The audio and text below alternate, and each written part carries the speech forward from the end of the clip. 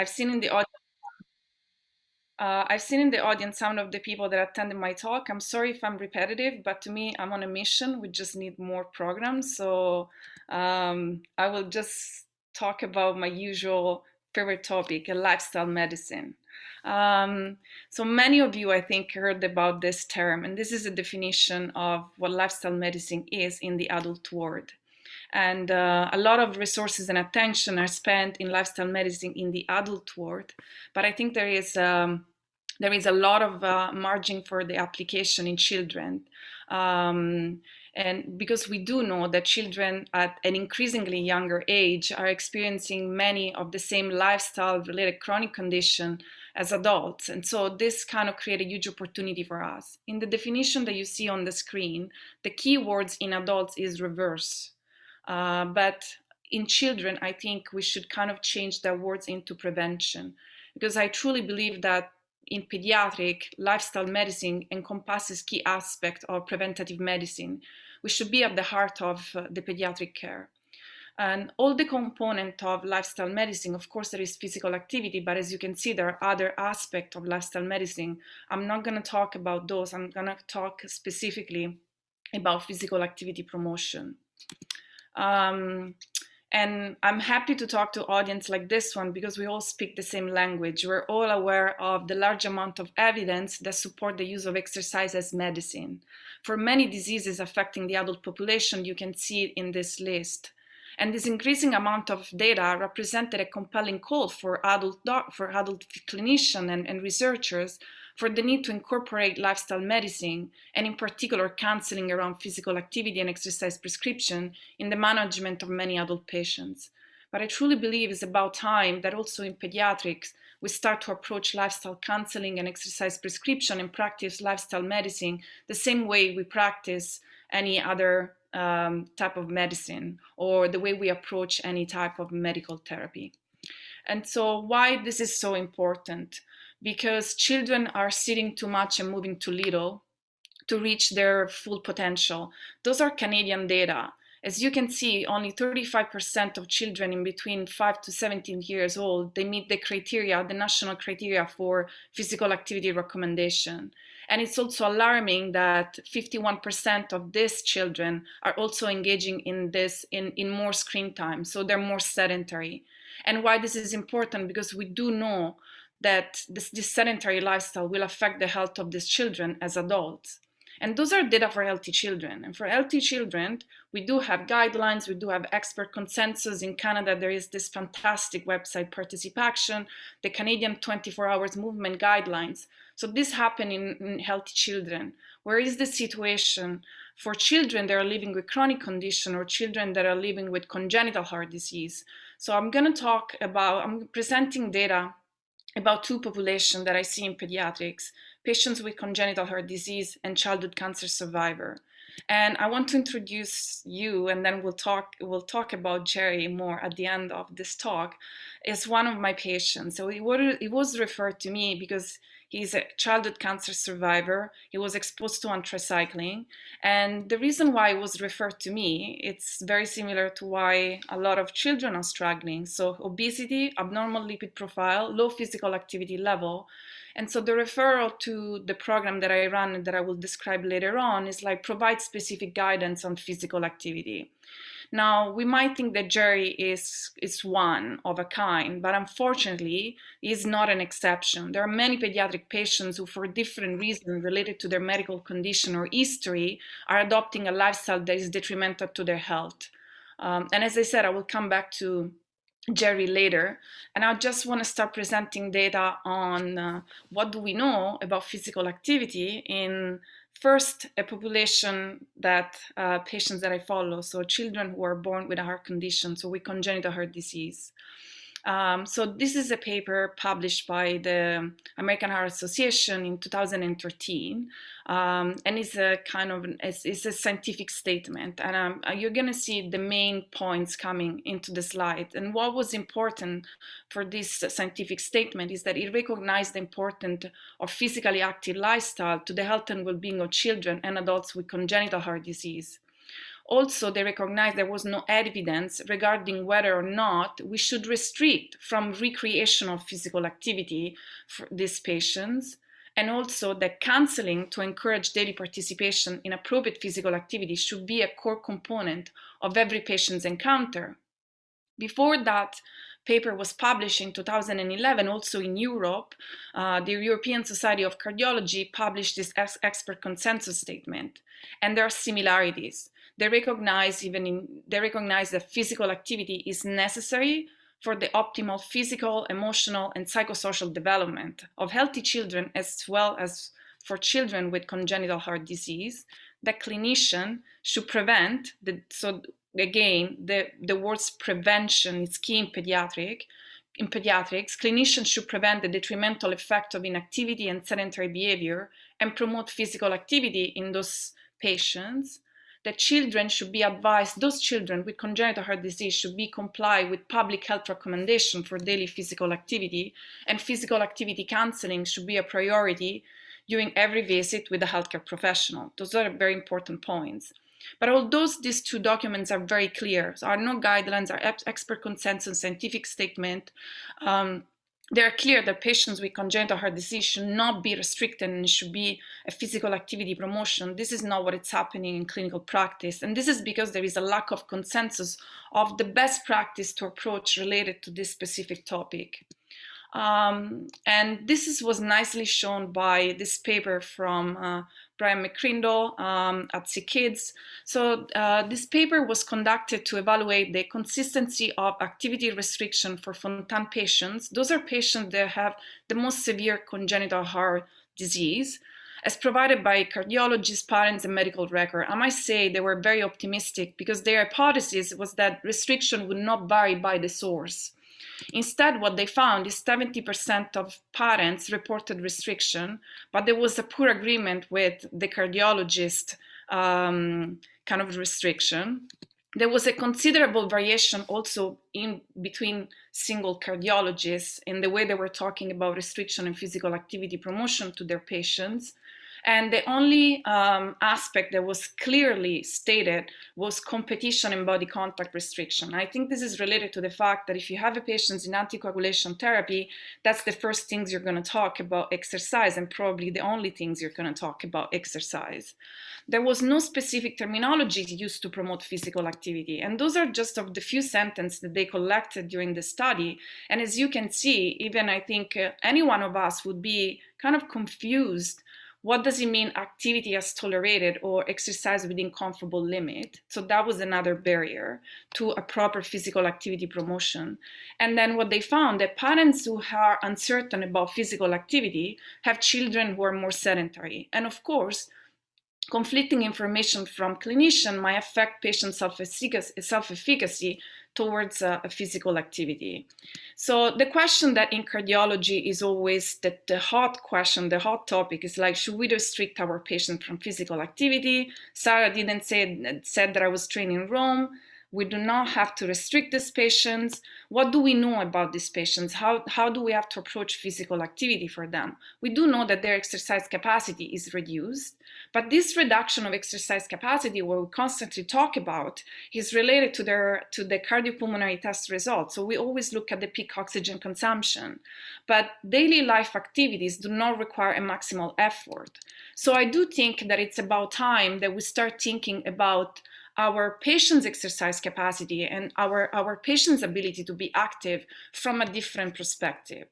So do we have to talk about restriction? Yes, restriction and promotion probably is part of the talk when we counsel patients for physical activity, but there are two sides of the same coin. I think what it's important is to talk about the type of exercise and the intensity of exercise. And it's the important part in the exercise prescription. So I'm going to give you some data. I'm going to just describe or present you some data, interesting data in my mind, about what do we know about exercise prescription in this population. In this study, what they look at the result of cardiopulmonary testing in patients with various congenital heart disease who grew up without restriction regarding daily activity and leisure sport activities. And they compared the result of this cardiopulmonary testing with healthy control. Of course, what they found is that peak oxygen uptake was reduced in the patients.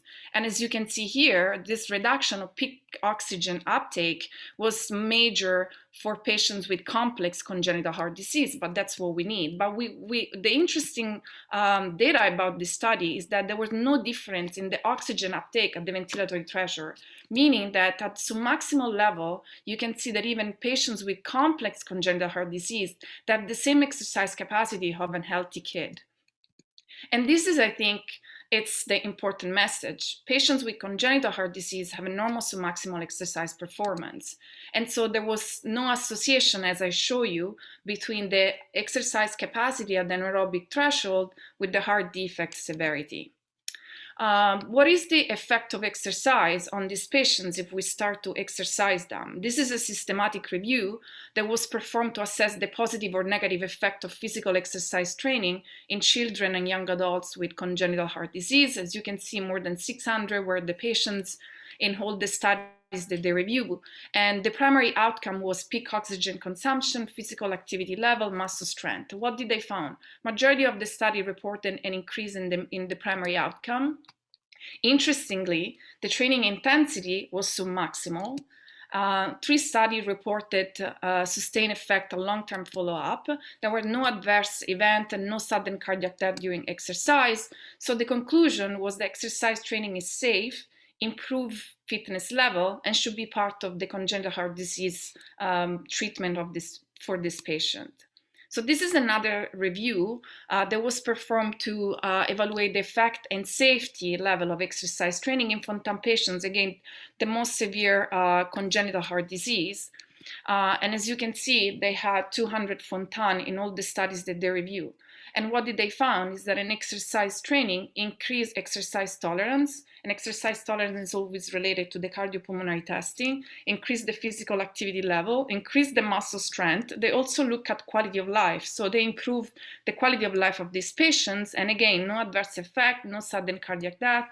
And again, the message was exercise training is safe and beneficial, even for the most complex patients, and should be part of their standard care. So this is a study that looked at differences in the cardiopulmonary fitness of children with congenital heart disease with that of age and gender adjusted normal control. And as expected, again, there was a reduced peak oxygen uptake in these patients.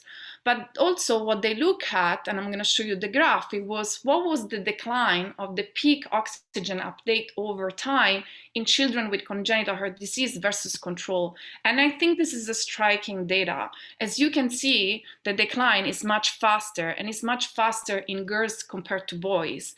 And they estimated a decline rate of 1.5 for boys and 2.6 for girls of the predicted values per year. That means that our patients, if not stimulated enough in terms of not guided enough or counseled enough about physical activity, they're going to have a higher level of deconditioning over time. And we know that for those patients, their exercise capacity, it's a very important factor in terms of long-term outcome. So, and again, this data show how we could use physical activity. So this is what I just said, and then again, I think that what it's important about this study is that it shows how we can use physical activity promotion and exercise prescription to limit this progressive decline in exercise capacity. So another problem related to a lack of promotion or inadequate restriction is that nowadays children with congenital heart disease have the same prevalence of obesity as healthy children. And obesity is associated with increased lifelong morbidity and reduced lifespan, as we all said. So this study was conducted again in a congenital heart disease cohort of patients, and they look at the association of habitual activity and body mass index. And what they found is counterintuitive. Increased exercise duration was associated with lower BMI, as you can see here. The higher is your physical activity level, then the lower is your BMI. And of course, the restrictions were associated with increased BMI. And so there is a role of recreational sport prescription and obesity primary prevention in this population. And again, I want to underline the prevention is a key word for me when we talk about physical activity promotion. But also we have to talk about their quality of life. So in the study, what they look at habitual physical activity level as a predictor of general level of perceived health. So patients, and what they found, of course, is that patients with congenital heart disease are more sedentary than cardiac normal peers. But now look at this graph. So what they look at, it was the time that they were spent being active. So as you can see, the daily time spent in moderate to vigorous physical activity, so we are connecting with the national guidelines, was significantly below normal at all ages, particularly in female.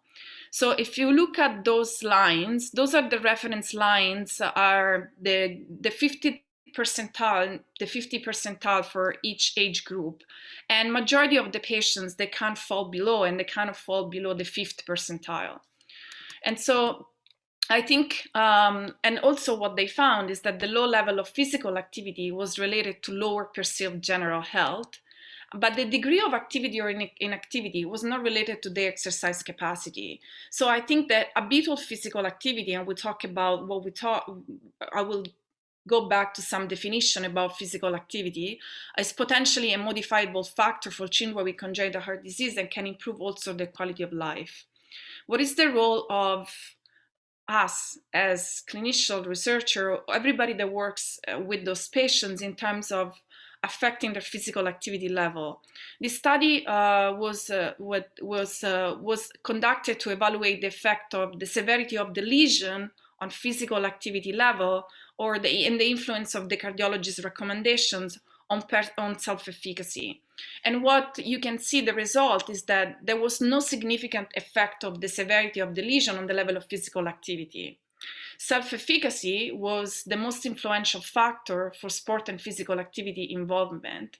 But the cardiologist's recommendation had the power to positively influence self-efficacy, but also the parents' attitude towards physical activity. And parents, as we saw in the previous data that I presented, were uncertain about what type of physical activity their child can do. They tend to overprotect the child. Now I want to so those are the data about the congenital heart disease patients, and we can think, okay, those are children that have a heart condition, so exercise is kind of a tricky topic. But if we look at childhood cancer survivors, so another population of patients that I see in pediatrics, what is the situation? There are no published guidelines even for childhood cancer survivor or expert consensus statement, but there is enough evidence summarized by many reviews, and those are just few of them, suggesting that exercise intervention improve exercise tolerance and muscle strength in pediatric cancer patients during treatment and off treatment. So I want you to start thinking about similarities about these two patients' populations.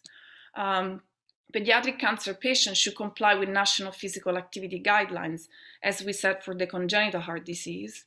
And then exercise program should be, of course, individualized based on the type of cancer, the phase of treatment, and treatment-related adverse effect. And then also physicians play a role in whether or not a survivor likely to participate in a physical activity level.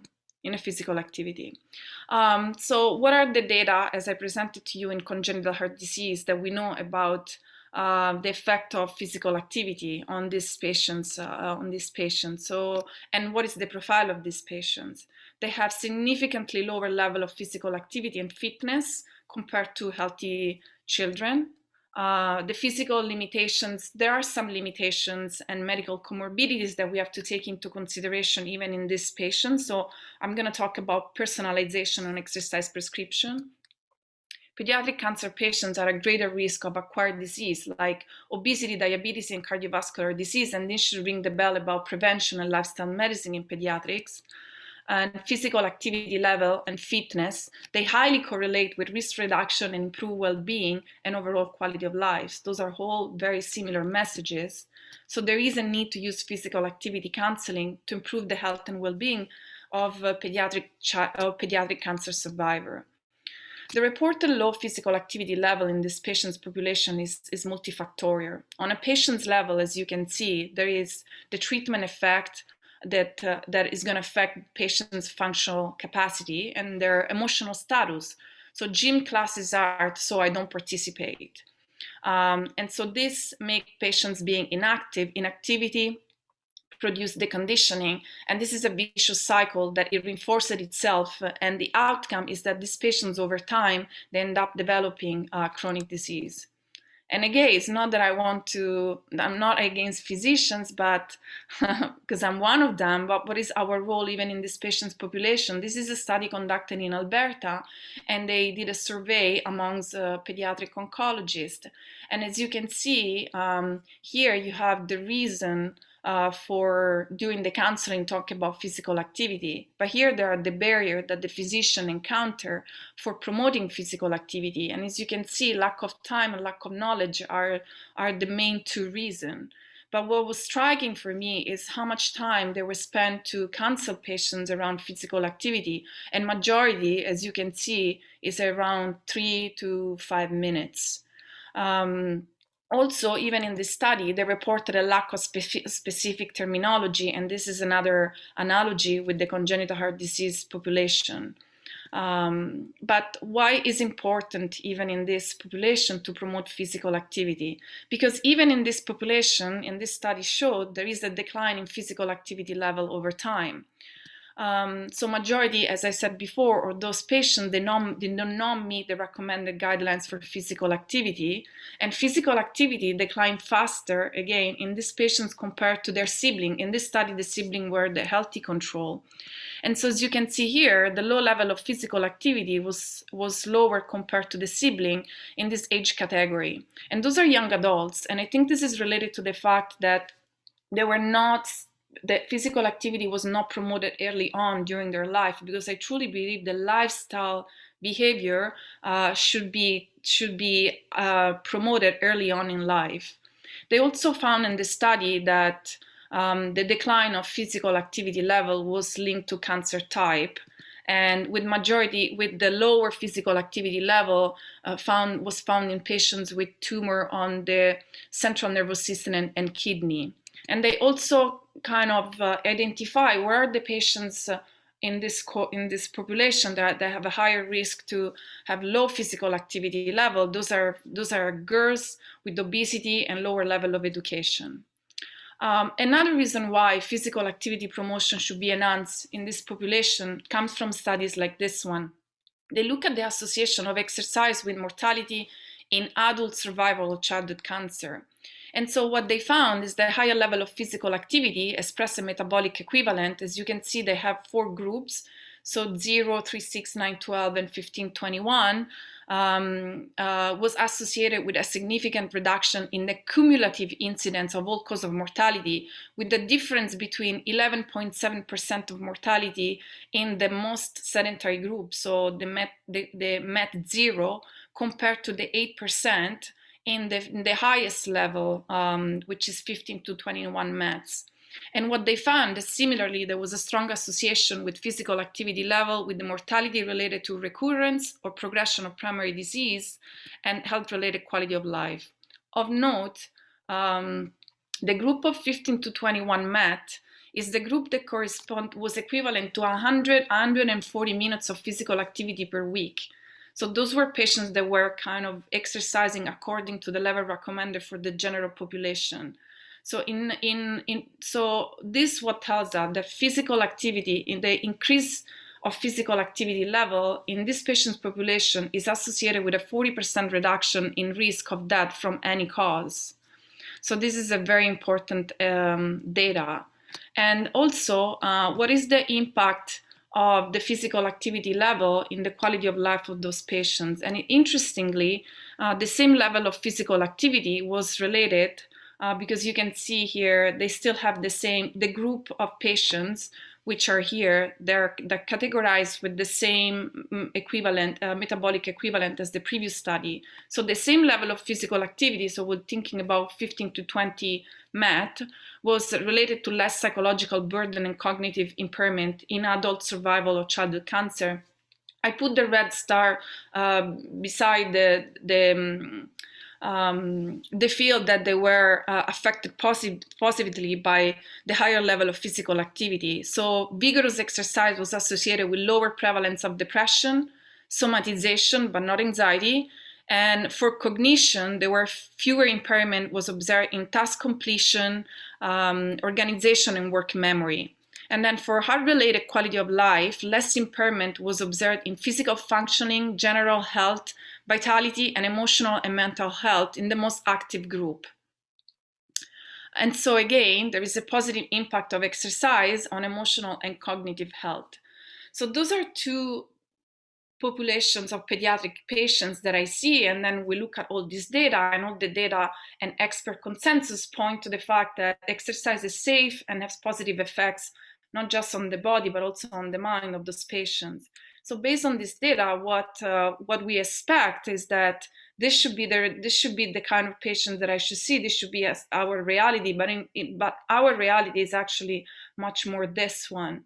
And the reason why do we face this kind of mismatch between what the data tells us and what our patients tell us is that there is a gap that we need to fill. We have evidence data, we have guidelines, we have expert consensus, we have scientific statement. They don't translate into best practice and clinical programs. And again, as I said, it's important.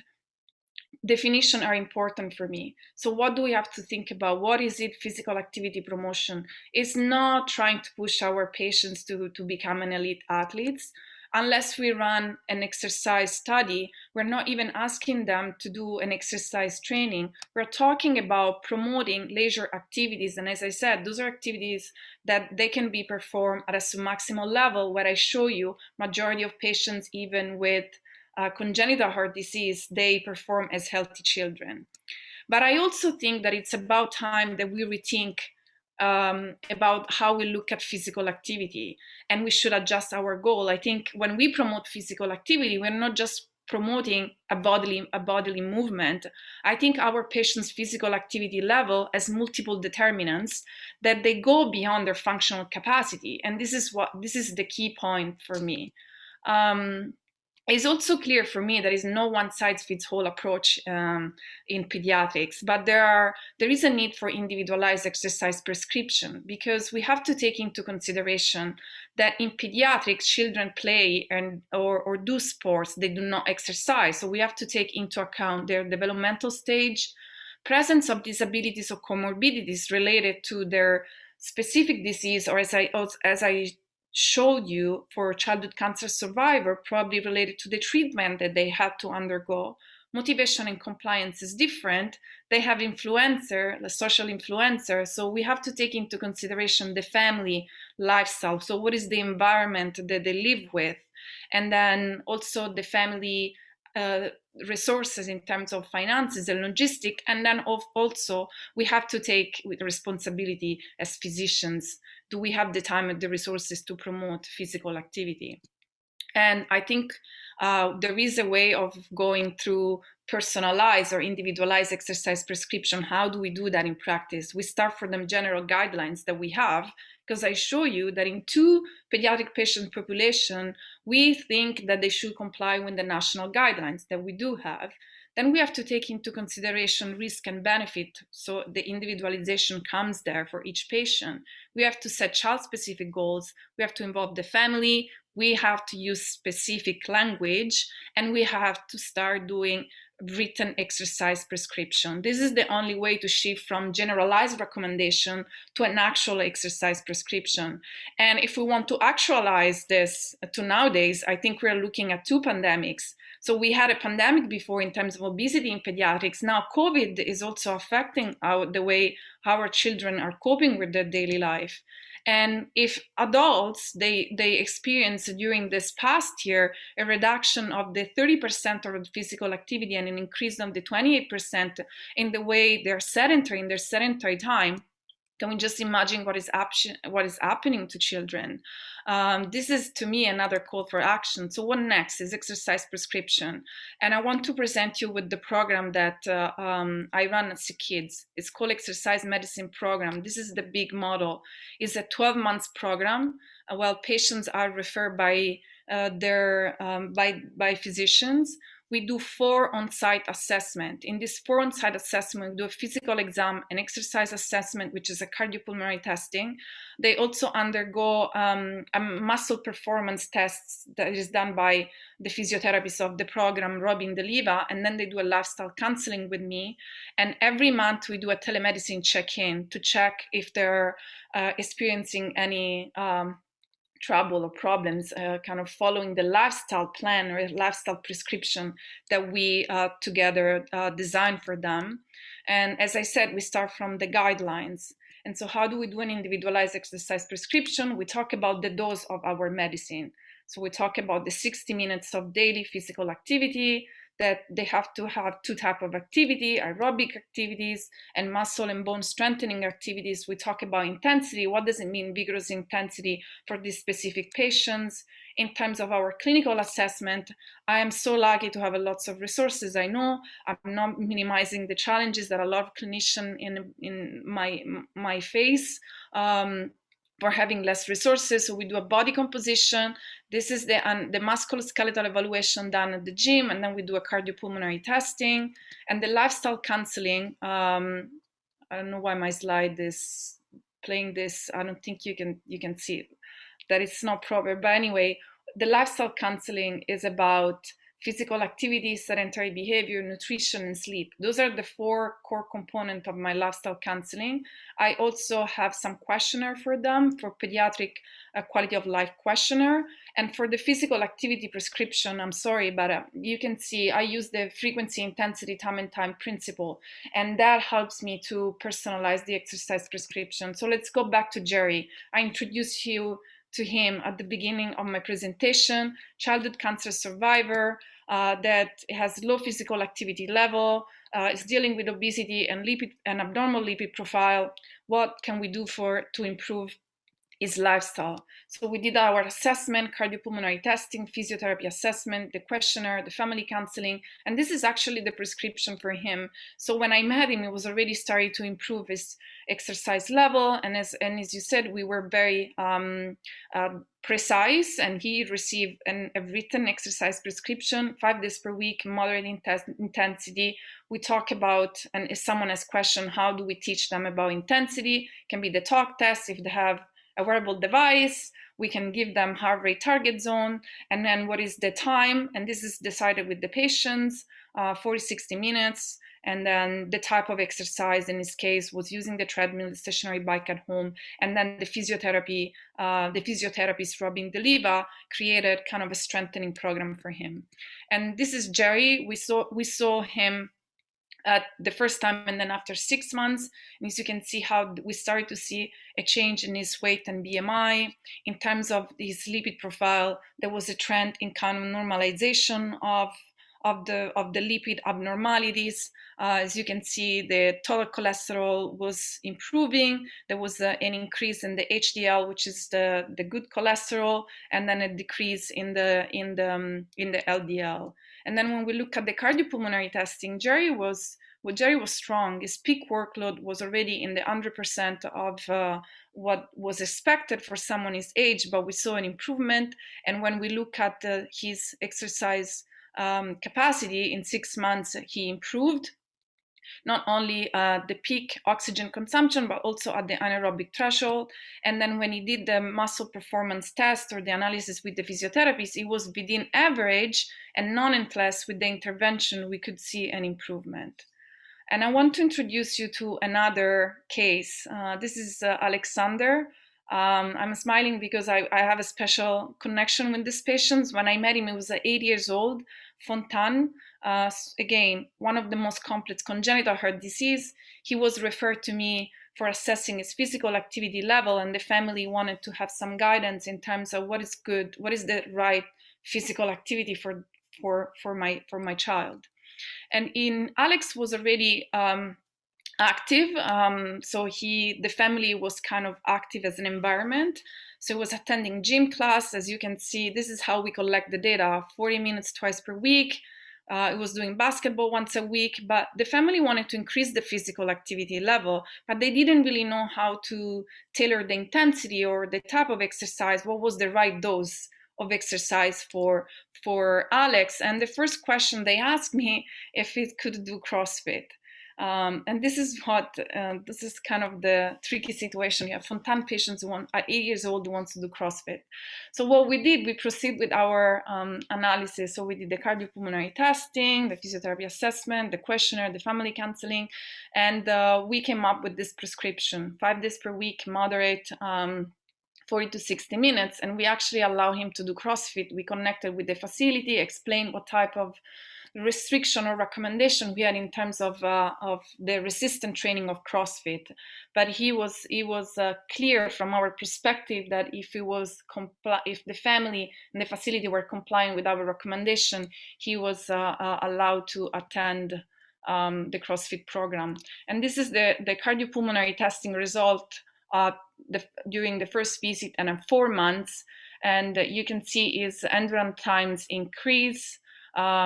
His peak exercise, his exercise tolerance, look at his working capacity was already good for Fontan patients, and it remains stable. But if we look at his exercise capacity, considering that he's a Fontan, in 4 months, this was a significant increase. And it was interesting that for Fontan, there was also an increase in O2 pulse. When he was tested in terms of his muscle performance, he was average, he was strong. This is what is striking. This was a kid that was not fully restricted, but nonetheless, we could see that there was an increase in his muscle performance. And then when we look at his perception of quality of life and how the mom perceived his quality of life, it was high at the beginning, but nonetheless, we look at for Alex, it was quite stable. But what is striking is the perception of the parents. So they started to be less overprotective for him. And this is Alex, and the video is not playing, but if it was playing, you could see how happy he was in his CrossFit program. So the conclusion is, to me, is that it's clear that we should start to recognize the therapeutic and psychological effects of exercise on our patients, and we should approach exercise prescription, as I said at the beginning, the same way we approach any medical therapy. And I think we should promote physical activity to all patients. As I said, it's important to avoid general statement and make it personal. We have to provide in writing our exercise prescription and set realistic and measurable goals. We should provide solution to barrier when possible, target the entire family, encourage to explore local activities, review and revise that they've encountered. That's fundamental. And we should focus on what they can do and they should do, even if in some cases we have to talk about restriction. And then if you don't have all the time that I have, I know I'm privileged. If you have 5 minutes, you can still make a difference in your patient's life. You can ask about physical activity, assess they're ready to increase their physical activity level, give proper advice, provide with resources and opportunities. And again, at each encounter, just go over and the same process. If you have 60 seconds, you still can make a difference about asking, advising, and provide them with resources. How do I see future direction? We talk about research. I think we have a lot of, there is a lot still that we need to research on, how to best promote physical activity and lifestyle changes in pediatrics. What is the best way to optimize exercise capacity in children? what is the best to promote self-efficacy, the best way to promote self-efficacy, how to assess and monitor adverse responses, how to best evaluate the physiological adaptations. And I think technology and gamification should be integrated, and we should have more studies. How can we use technology to increase the physical activity level? And with this, I thank you for your for listening to my talk, and I'm happy to answer question. I don't know if Christine wants question or Sarah right away, or you want to have the other presentation first. Great. Thank you, Barbara, for your talk. We do actually have 10 minutes right now for questions, and then we'll pass it along to the other trainees. So please do feel free to put questions into the chat, and we will be monitoring the chat here. I'll just start off with a couple of questions that have come up. So just the exercise medicine program consists of the telemedicine check-ins. And so Dr. Cifra, I was just wondering the rationale for telehealth rather than in person. I know that your patients are coming often from all over Ontario. What do we know about telehealth in terms of the adherence to the program, and have you looked into that? Yeah. So the program has 4 on-site visits. So every 4 months they come. However, because it's a non-based program, and then we look at the model of adult cardiac rehab, because it's the only model you can look at in pediatrics, they use a lot of telemedicine. So the telemedicine check-in is just because if you go into, I didn't talk about motivational interviewing, the type of counseling, changing behavior. So if you look at model of changing behavior and how to provide to support patients, you have to have regular check-in. So the telemedicine give us the families the ability to enroll in the program. If I ask the family to come every month or even more frequent to the hospital, I would probably have low adherence. I think Christian looked at some data, and I don't think we're going to present it today, but the telemedicine, the telehealth was well perceived by all of our family. We have a very low rate on no-show, so the retention is very high for that reason compared to, so we ask, which model should we go? We should go only on site? Should we go only remote? So this kind of hybrid model was well received by the families and patients, and we've been running this model for 4 years now, and it's being successful. The next step for me would be kind of a different hybrid model, but I'm not going to talk about that right now. Yeah, and I'm sure that that's become even more complex with COVID-19. Another thing that came up in the chat, Dr. Cifra, so Dr. Bruce Albert mentioned that there were concerns with lawsuits around exercise prescription for some of these kids with chronic conditions. And then Dr. Longmire mentioned the publication in APNM with the recommendations being endorsed by NASPEM not to restrict activity. So can you just speak a little bit more? Should registered kinesiologists, other clinicians, physiotherapists be concerned around prescribing exercise and activity for these kids? I think clinicians should not, they should not be concerned. I think the exercise prescription comes after a very thorough medical evaluation. So it depends on what type of patients you have in front of you. For congenital heart disease patients, sorry, we do look at what is the risk factor, what is the risk profile for these patients, especially because it's a non-based. So one of the limitations of having a non-based program is that higher risk category patients, then they're not enrolled at the moment. So you look at the cardiac function, what are the risk factors, and if you do a thorough medical evaluation that support that is safe for this child, for this adolescents to exercise, I don't think you run in any medical or legal issues. In terms of kinesiologists and other figures, I think you have to have a clearance from the clinician. So if that patient is clear from the physicians, and even if the physician should give you also some specific information about, is there any restriction, is there anything I have to take into consideration from a medical perspective that restrict these patients, then I think after you have this information, I think you should promote physical activity. I don't think that should be a barrier. I didn't have any problem so far whatsoever, but I have the privilege of running all these exams. Certainly. Yeah. Yeah, and I think that again the challenge was also with research ethics boards that Dr. Longmire mentioned in the chat. Christine Talon says, thank you for your presentation, Dr. Cifra. With respect to the time spent by clinicians on counseling patients on physical activity, from your perspective, what needs to be done to increase that time to allow clinicians to be able to give detailed prescriptions? Well, there are two things that have to happen. They're happening. I think at university, a lot of medical students now they're trained in prescribing exercise. So that's the game changer, I think, first of all. And then second of all, in the ideal world, then physician will not have 15 minutes to see a patient, and so they can spend some time promoting physical activity. And as I said, because time is a limiting factor, I just gave you an example of how if you have even dedicate 5 minutes or 3 minutes, I mean, that should be a topic that should be covered during the clinical encounter. It makes a difference if it comes from a clinician. That is as important. We talk about, I don't know, cardiac function or your in terms of oncology, you can talk about the sequelae of the treatment, how you're doing, and then we just neglect that part that is part of the lifestyle. I think it will make a big difference if we all start talking about recognizes that it's as important as talking about ejection fraction. It's easy for me to talk about cardiac kids or blood or lipid profile or I think we should talk also about what is your level of physical activity. Yeah. Yeah, thank you. And I know that this is a conversation that we've had quite a lot is around how do we make sure that clinicians have the time to be able to do this. And we're really thankful for the clinician members of NASPEM being able to work with NASPEM as well and provide guidelines and recommendations that we can endorse. Just a question around prescribing, specifically around intensity for these kids. And so how do we get children and their families to better understand the concept of MVPA, which is already tricky for the general population to be able to understand what MVPA is? And as I said, you have to personalize it. So there are different ways. I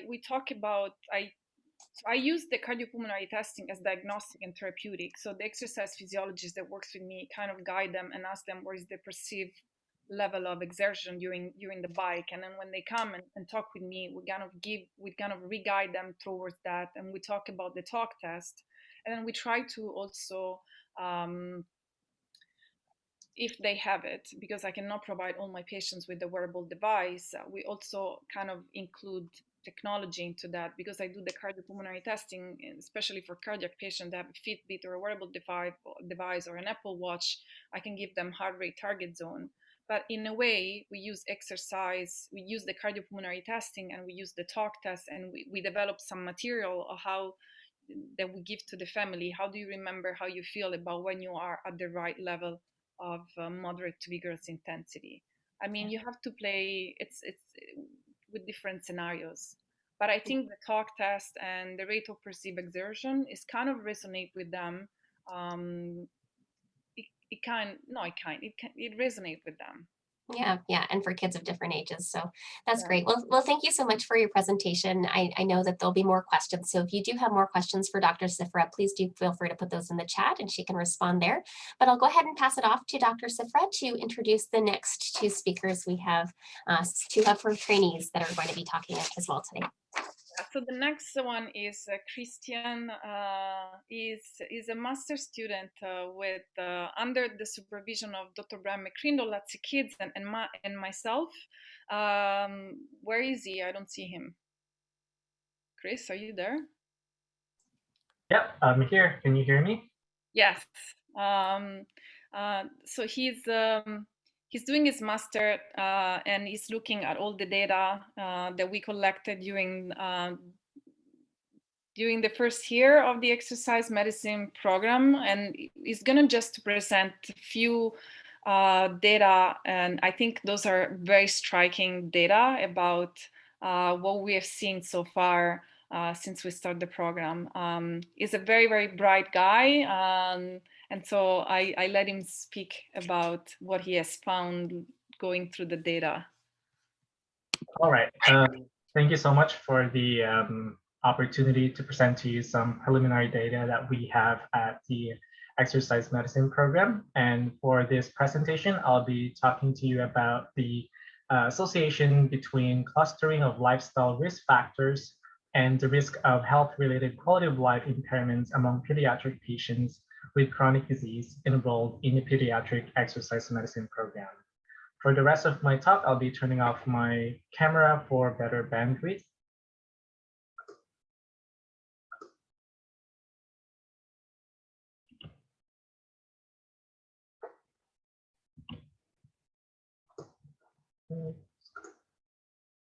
Okay, so to start it off, advances in surgical and medical care have significantly increased life expectancy for children with chronic health conditions, resulting to an increased prevalence of this population surviving to adulthood.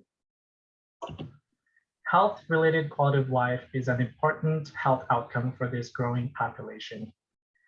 It is a multidimensional concept that measures individuals' perceived physical, psychological, and social health functioning. Previous studies have shown increased risk of physical and psychosocial health impairments among children and adolescents with chronic disease.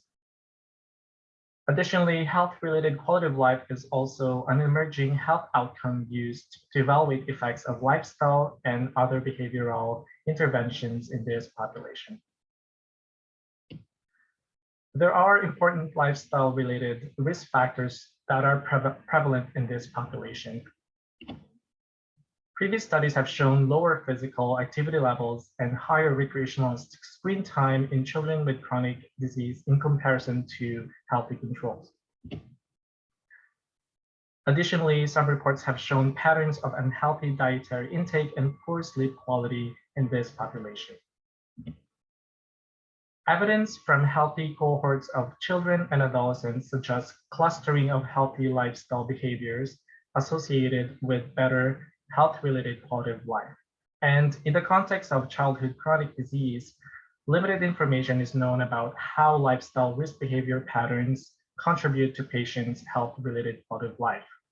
Therefore, the aim of this study was to determine the association between clustering of lifestyle risk behaviors and risk of health-related quality of life impairments in children and adolescents with chronic disease. And we hypothesized that patients with greater clustering of lifestyle risk factors were at greater odds of at-risk status of health-related quality of life impairments in comparison to pediatric patients with lesser clustering of these risk factors. We conducted a cross-sectional analysis of patients enrolled in the program, and the primary outcome of interest was the health-related quality of life, and we measured this using a child-completed pediatric quality of life generic questionnaire. Each item in the questionnaire was scored on a scale of 0 to 100, with a higher score being have better quality of life.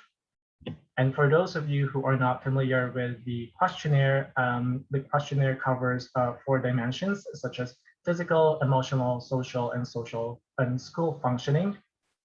And the questionnaire also provides 3 summarized scores. So the first one is the physical health summary score, which is taken from the physical functioning.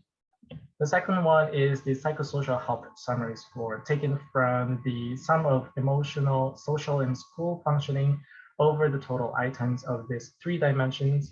And lastly, the total score is basically taken from all items from this questionnaire. Within, we wanted to identify patients who were at risk for health-related quality of life impairments, and we used a cutoff value of greater than 1 standard deviation below the normative mean. With this cutoff point, we were able to identify patients who were at risk of physical health impairments, patients with at risk of psychosocial health impairments, and the overall total health-related quality of life impairment. The exposure variable were lifestyle risk behaviors, namely, we were interested in looking at physical activity, dietary habits, screen time, and sleep hygiene. We then dichotomized this variable based on the general recommended guidelines. And patients were grouped into 2 clusters. So the first group was patients having 1 or 2 lifestyle risk factors, and the second group is having 3 or 4 lifestyle risk factors. For the analysis, we use chi-square test to look at the association between the outcome and the exposure variable. And for all the models used in this analysis, we adjusted it for age, sex, and BMI Z-score. So moving on to the result. So between January 2018 and February 2020, we received 108 patient referral. 107 of them successfully enrolled in the program. We further excluded patients who did not have health-related quality of life data at baseline. And at the end, we included 65 patients in our analysis. To note, those patients who were excluded in the analysis, this did not significantly differ from those in the for those patients who were included in the analysis. Just a quick overview of patients' demographic. At baseline, the average age was 13 years old. More than half of the sample were male, and the average BMI Z-score was 1.6. And looking at this table right here, the majority of patients coming in enrolled in the program are from the cardiology outpatient clinic, followed by the oncology, then respirology, rheumatology, and we included one patient from our lipid clinic. So moving on to this graph, what I'm showing you here is the distribution of patients based on the number of lifestyle risk factors. Of the 65 patients enrolled in the analysis, only 2% met the recommended guidelines across 4 behaviors. And as you can see, there's an increasing trend here with increased lifestyle risk factors. There's also increased proportion of patients, and that 37% of the sample had 3 lifestyle risk factors. And lastly, 12% of the sample had risk factors on all 4 lifestyle behaviors. On this slide, what I'm showing you here is the proportion of patients who were at risk, who had at-risk status for impaired health-related quality of life. About half of the sample had impaired physical health, and staggeringly high proportion of patients with at-risk status for psychosocial health. And in combination with these 2 outcomes, we looked at the total health-related quality of life, and we found that 66% of the sample had at-risk status for impaired health-related quality of life. Moving on, what I'm showing you in this graph is quite similar to the first graph. However, I added in a stratified version with the at-risk status with health-related quality of life. What I'm showing you here is that with increasing number of lifestyle risk factor, the proportion of patients having at-risk status for health-related quality of life impairments also increases. And to show for those patients who in this group with 4 risk factors across 4 behaviors, all of them were at risk for health-related quality of life impairments.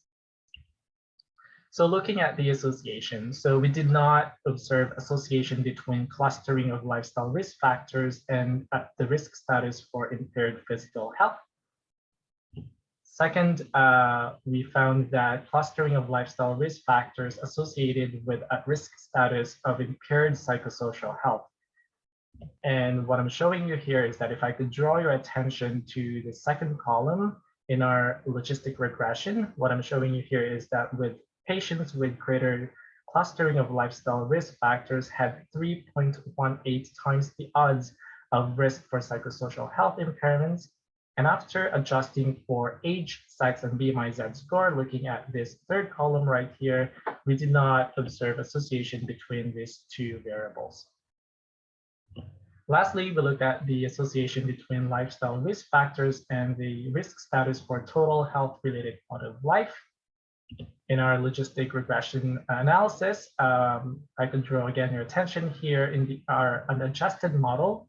Those patients with greater clustering of lifestyle risk factor had 3.8 times the odds of increased risk for the total health-related quality of life impairment. And lastly, after adjusting for age, sex, and BMI Z-score, we found that those patients with greater lifestyle risk factors were 4.7 times the odds of the risk for total health-related quality of life impairments. To summarize my presentation, in our sample cohort, we found a high proportion of patients with lifestyle risk behaviors. Specifically, about half of the sample had 3 or more risk factors across 4 behaviors. And also we found that there's a high proportion of patients with at-risk status of impaired health-related quality of life. Particularly half of the sample were at risk for physical health impairment, and that there was high proportion of patients with risk for psychosocial health impairments. And lastly, with greater clustering of this lifestyle, unhealthy lifestyle behaviors, greatly associated with the greater odds of at-risk status for total health-related quality of life impairments. And before I end my presentation, I'd like to provide some take-home messages. As patients coming in to the hospital for their routine clinic visit, I think it is also important to put emphasis on routine evaluation and assessment of lifestyle risk behaviors, and that during lifestyle counseling, it is possible to identify pediatric patients who might be at greater risk of any health-related quality of life impairments, looking at physical impairments or psychosocial health impairments. And lastly, as Dr. Cifra alluded earlier about the importance of personalized lifestyle intervention, targeting physical activity, sedentary behavior, poor dietary intake, and poor sleep quality, I think that it should be an integral part of the medical care for pediatric patients with chronic disease. And before I end my presentation, I would like to sincerely extend my gratitude for my mentors, Dr. Cifra and Dr. McCrindle, and as well as Robin. And I would like to thank the Nicholas Giuliano De Luca and Labatt Family Heart Center for providing funding for my research. And if you would like to reach out to me or connect with me, my Twitter handle is there and also my email. Thank you so much, and I welcome any questions related to my presentation. Thank you so much, Chris, for the lovely presentation. Really nice to hear about some of the work that you're doing at Sick Kids. Obviously, a very important topic. So please do feel free to put your questions into the chat. And we do have just a couple of moments for questions before we move on to our next trainee presentation. So maybe I'll start, Chris, if you don't mind. So you had mentioned that personal lifestyle interventions that include physical activities, sedentary behavior, sleep, so the 24-hour movement behavior guidelines, along with diet, should be included for kids with chronic diseases. So how do we do that without it seeming too overwhelming for those kids and the families, right? That there's obviously a lot there. So do you have any recommendations of where to start? Yeah, so I think that, so I'm speaking on behalf of the program here. So what I've observed from Sick Kids is that there is this dedicated program, exercise medicine program. So basically you have enough ample time to talk about all of these behaviors. And I think that, yes, there are a challenge for clinicians who doesn't have time to talk about all of this risk behavior, lifestyle behavior. And I think that I'm not an expert in this situation. And I think that if we could, like what Dr. Cifra alluded earlier, that if we, incorporate educational program for medical students about prescribing and also targeting all of this lifestyle behavior, I think that would be something that that would change a paradigm shift within the clinicians' work. And Dr. Cifra, do you have something to add into that? Yeah, I think you were right. I think, Sarah, the family doesn't get overwhelmed if, as clinician, we talk about treatment and managing a disease or a condition. But if we talk about prevention, it's still part of managing this patient. So to me, the lifestyle counseling, talking about nutrition, talking about physical activity, comes under not the issue of, okay, you're overweight, we need to talk about this. It's under a big umbrella. So let's touch base with lifestyle. How's your lifestyle looks like? And we have to talk about prevention in pediatrics. So if you approach the topic under what is the lifestyle. I like to assess your lifestyle. We do prevention. We talk about nutrition, sleep. That is less overwhelming, and also it's a less judgmental approach. That's how it's perceived by the families. And I think they kind of relax, and even the talk about weight and BMI becomes kind of a bigger vision of where we're going.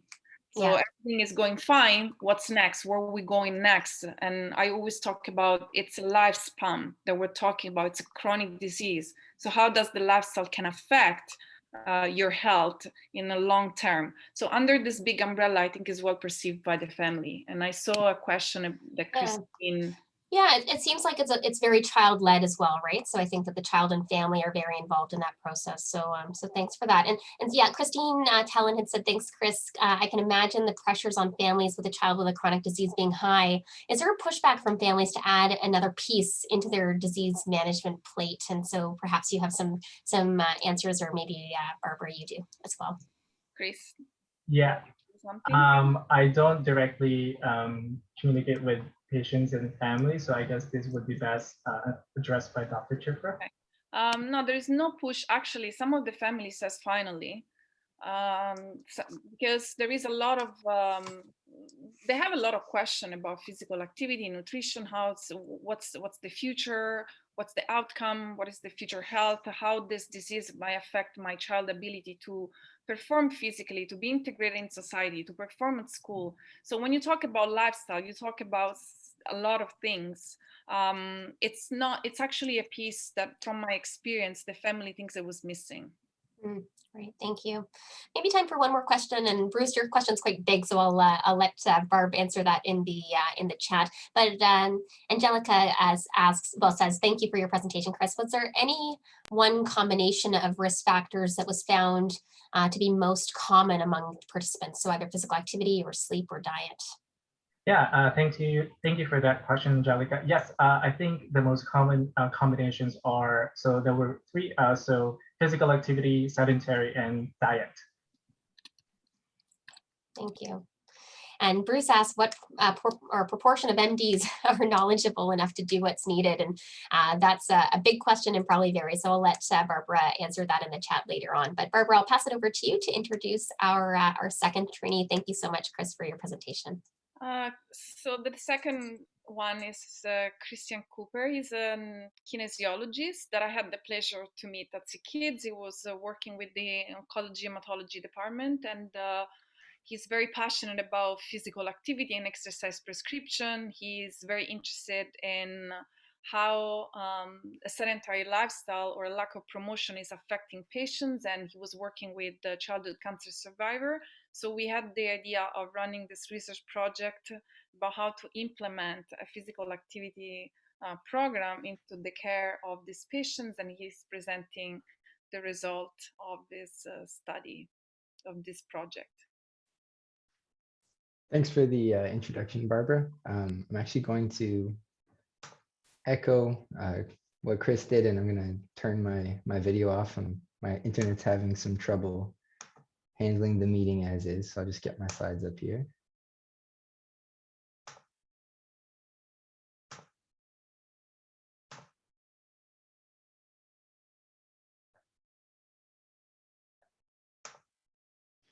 Right, so I'd like to begin my presentation today on breaking down barriers by actually making an assumption. By the end of this presentation, that may seem very ironic, but I'm going to make the assumption that many of you in the audience today have likely heard at least one of these statements, or perhaps even thought them yourself at one point in time. And my slides are not advancing. Bear with me 1 second here.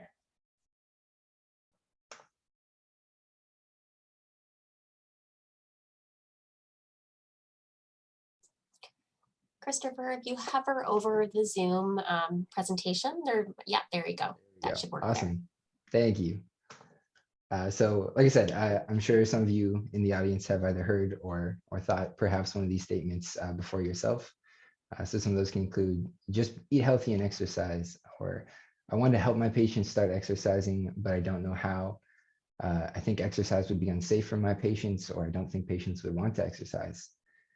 These statements are all examples of barriers to having exercise prescription be a meaningful part of the care of our patients within our healthcare system. Unfortunately, I'm not here today to reveal a magic secret to incorporating exercise prescription into patient care, but what I am going to do is present an evidence-based approach to addressing some of those barriers and breaking them down in the context of how I applied it at SickKids. So this image here depicts what is called the knowledge to action cycle. So this triangular piece in the middle here represents the process of creating new knowledge or knowledge synthesis. That's primarily done through research, which I imagine many of you in the audience actually contribute to, and it's a very important piece. But what I'm going to be talking about is actually this circle on the outside. This circle represents the process of taking that knowledge and putting it into practice. There's a very unfortunate statistic actually that it takes on average 17 years for newly generated knowledge to be incorporated into our practice. If you guys can imagine me trying to give this presentation today on a 17-year-old computer, I think we can all agree it probably wouldn't be going very well, and there'd be a lot of challenges there. So the first step in this process is to identify the problem that you want to address. A good way to think about this is in terms of a no-do gap. So where exists the gap between what we know to be true from research and what we're doing in our practice. For me, I was working as an information coordinator in the hematology oncology department at SickKids, and I noticed that exercise was not, by and large, a significant part of the care of those patients. Having the background that I do in kinesiology, I knew that the research said that there was a lot of benefits that exercise and exercise prescription can have for these patients. And that's how I identified the no-do gap that my project is ultimately addressing. One important piece I'd like to note that once you identify a problem from your observations, it is important to validate that what you observed is true. I'm actually going to circle back to that in a couple slides because it plays into what the next step that I'm going to talk about is. So the next step is to adapt that problem and that gap to the local context that you're working in. So every institution, every program, every place is going to have different internal resources, different community resources, different people with different opinions and expectations. So when I first identified the gap in practice that my program addresses of not having exercise be a big part of the hematology oncology patient care at SickKids, my mind kind of started racing, and I was thinking of all the different ways that I could address that problem. And one of the first that came to mind was, oh, I could make a program for these patients and it would be great. Taking a step back from that and looking at it pragmatically, that's a massive undertaking, especially for one person completing a master's degree. So looking at the context I was working in at SickKids, I found Dr. Cifra's exercise medicine program that she spoke with you about earlier, and the exercise testing facilities that are available at SickKids, and that those resources existed and were just being underutilized by the department. So I was really fortunate in this case that the resources did exist. So my project then became looking at why those resources weren't being used. In another context, not everyone is going to be as fortunate as to have those resources already exist. So the process for another situation from here might look a lot different, but the steps will still be the same and still be applicable. So going back to what I said about validating the problem exists as you perceive it, and I think tying into talking about the utilization of the exercise medicine program resource, this graph here represents, the orange bar here represents the number of new patients that the hematology oncology department sees each year. And the blue bar, if we can generously call it a bar, represents the number of patients that are referred to that the exercise medicine program. So I think this does two things. This really validates that gap and shows us that within our context that resource is being really underutilized. I want to just take a quick second here to address something that I think can be a really easy initial reaction to seeing this graph. these are very complicated patients with complicated medical histories. And I think it's easy to say that the patients wouldn't be interested or would be ineligible for one reason or another. So even if we discounted 50% of those new patients each year as ineligible or uninterested for one reason or another, that still leaves us with this blue bar here, which represents 50% of those patients. And if we consider that only 50% of them would be interested or eligible, that's still a significant number of patients that could really benefit from exercise prescription and being enrolled in the exercise medicine program. So moving on to the next step in the process, you need to assess the barriers and facilitators that exist within your context as they relate to your problem. So what things are preventing that knowledge from being used in practice? There's a number of ways to do this. In my case, I chose to use a survey. There's also interviews and observational data. There's lots of ways you can do it, and it will really be context dependent on which way is best for you based on resources and time and things like that. I'd again like to take a quick second to add some perspective to this. If I had not done a survey in my situation and had picked some of the barriers from the beginning slide that I thought would have been a big factor based on what I know and some of the data I had read, I probably would have picked that practitioners might not have thought it was safe for their patients, or that patients wouldn't have been interested. And if I had designed a intervention around those two barriers, I would have accomplished very little, if anything. And I'm going to show you why in just a second here. So these are the results of the survey that I did within the hematology oncology department. I surveyed all of the physicians, the nurses, and the nurse practitioners. And as you can see, there are 3 barriers that really stood out and were identified by more practitioners. I'm going to zoom in a little bit here, so to speak, to show you what those were. So the 3 top barriers that were identified were: it was unclear which patients were eligible for the program, it was unclear when during treatment a patient should be referred, and a general lack of awareness of the program. Almost 50% of the respondents said that they weren't aware the program actually existed. So with this data and with this knowledge now of what the barriers were, the next step in the process is to select, tailor, and implement interventions to address the gap in practice. The way I chose to do this, and there's a few ways within the research and approaches to this, one that I thought is really useful is formulated together into what is called the behavior change wheel. I'm going to break that down a little bit and put it into some easier to explain terms. So it's a combination of this framework. It's called the COM-B framework. The COM-B suggests that our behavior is a result of our capability, motivation, and opportunity, and an interplay between those 3 things. It further subcategorizes that into of capability, motivation, and opportunity. So the way to use this is you map the barriers that you determine within those domains. So this image here depicts all of the barriers that my survey determined to be present in my context. I was really fortunate that the 3 most prevalent barriers from my survey actually all mapped onto psychological capability. This picture here will give a little bit clearer depiction of that.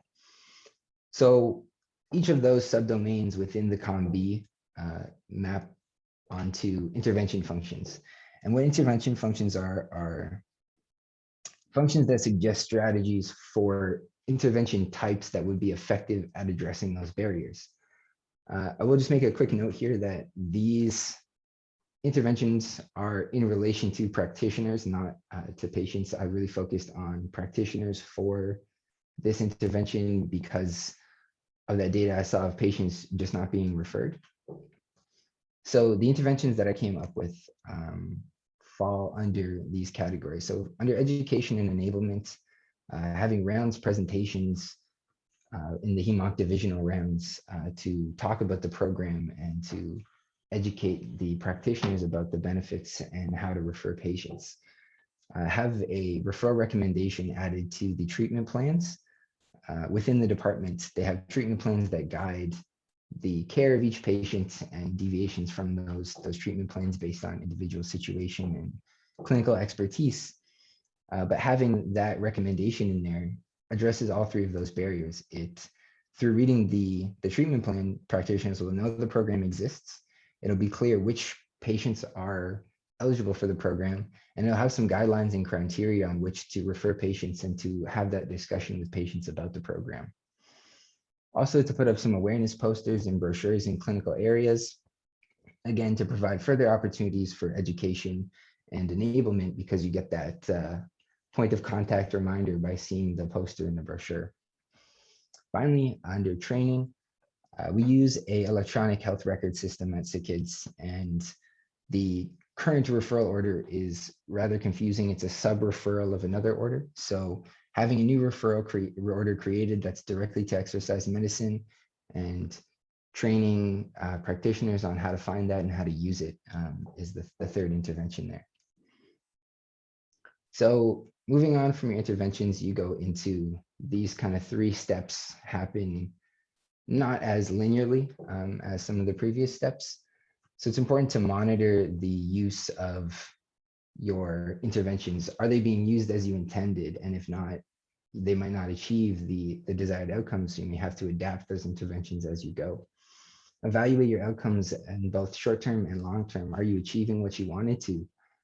If you're not, maybe you need to go back to earlier steps and evaluate barriers again. Was there something you missed, or has the situation changed since your initial evaluation? And then to sustain knowledge use over time, there will be more knowledge synthesis and creation, and to sustain that adaptive practice into constantly pushing to have the most up-to-date practice based on our research. And then this cycle just continues to repeat. To conclude my presentation, I'd like to leave you with a few final thoughts. So there's no one-size-fits-all solution to including exercise prescription in patient care and to implementing programs like Dr. Cifra's exercise medicine program.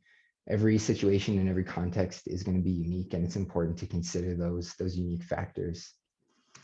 And finally, that change is possible and it's obtainable.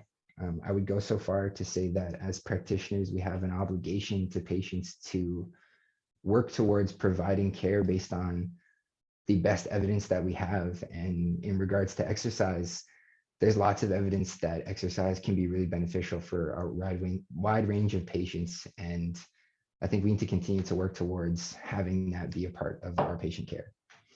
Thanks everyone for listening to my presentation, and I'm happy to answer any questions. Thanks so much, Christopher, for your presentation. I think I'm walking away with the fact that we need to make sure we're still prescribing exercise for all of the kids that we work with, and that it needs to be individualized. So we unfortunately don't have time for questions, but we will put your contact information in the email when we send that along. And so thank you very much to Dr. Cifra, to you, Chris, and Christopher for your talks today. Christine will wrap it up for today, so I'll pass it back to Christine. Thanks. I just wanted to offer a brief thank you on behalf of myself and Dr. McManus, and with the support of NASPEM, for each of our 3 presenters today, and to each of you who have attended and participated within the session. I think it's been really impactful and knowledgeable for all of us. Our 3rd and final session at the end of May will be scheduled for May 28th with Dr. Shlomi Radamazik. So stay tuned within your email inbox, and I will be sending out both timing and registration links for that one as well. Thank you, everyone. Thank you. Thank you.